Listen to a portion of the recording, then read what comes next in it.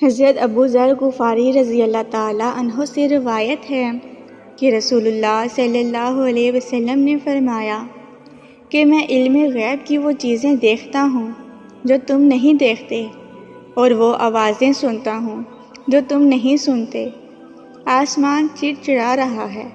اور حق ہے کہ وہ چڑچڑائے۔ قسم ہے اس رب ذوالجلال کی جس کے قبضہ میں میری جان ہے، آسمان میں 4 انگل جگہ بھی نہیں ہے جہاں کوئی نہ کوئی فرشتہ اللہ کے حضور میں اپنا ماتھا رکھے سجدے میں نہ پڑا ہو۔ اگر تم وہ باتیں جانتے جو میں جانتا ہوں تو تم بہت کم ہنستے اور بہت زیادہ روتے، اور بستروں پر بیویوں سے بھی لطف و اندوز نہ ہو سکتے،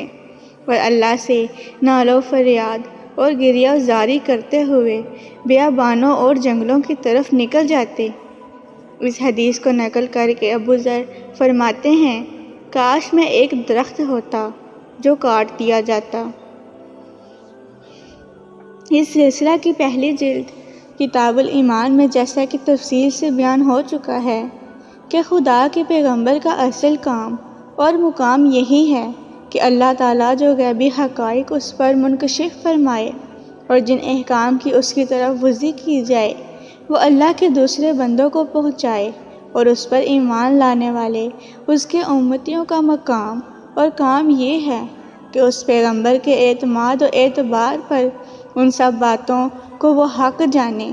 مانے اور انہی حقائق کو اپنی زندگی کی بنیاد بنائیں۔ اللہ تعالیٰ نے عام انسانوں کو علم کے جو ذرائع و عقل و حواس وغیرہ عطا فرمائے ہیں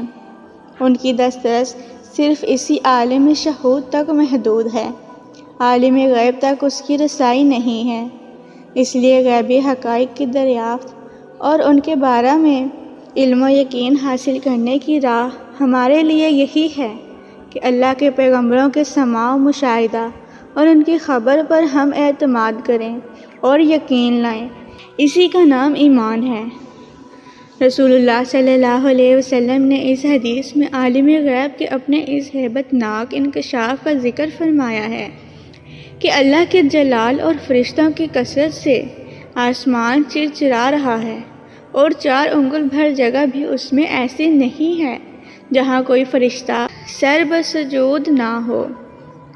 آگے حضور صلی اللہ علیہ وسلم نے فرمایا کہ اگر میری طرح تم بھی وہ سب کچھ جان لو جو میں جانتا ہوں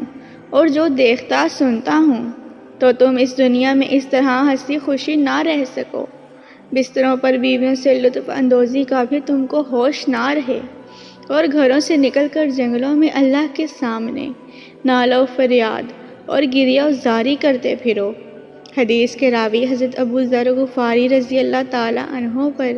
اس حدیث کا اتنا اثر پڑا تھا کہ بعض اوقات اس حدیث کے بیان کرنے کے ساتھ ان کے دل کی یہ آواز زبان سے نکل جاتی تھی کہ اے کاش میں ایک درخت ہوتا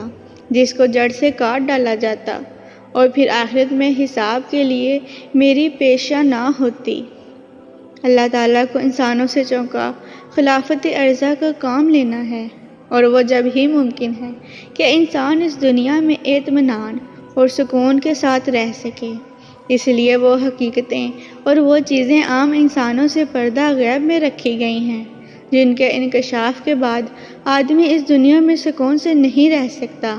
مثلاً قبر یا دوزخ کا عذاب، اور اسی طرح قیامت کے لرزاں خیز مناظر اگر اس دنیا میں ہم جیسے انسانوں پر منکشف کر دیے جائیں اور ہم لوگ ان کو برائی العین دیکھ سکیں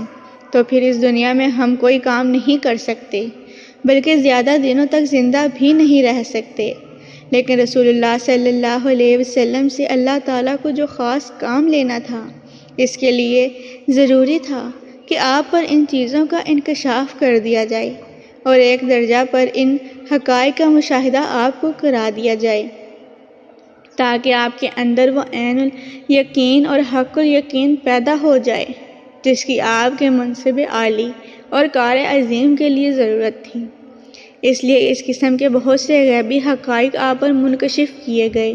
اور اس کے ساتھ حکمت خداوندی نے آپ کے قلب مبارک کو وہ غیر معمولی طاقت بھی بخشی کہ اس انکشاف اور مشاہدہ کے باوجود آپ اپنے تمام فرائض منصبی و بحسن اور خوبی انجام دے سکیں اور دنیا میں ایسی جامع اور معتدل زندگی گزار سکیں جو قیامت تک پیدا ہونے والے ہر قسم اور ہر طبقے کے انسانوں کے لیے نمونہ بن سکے۔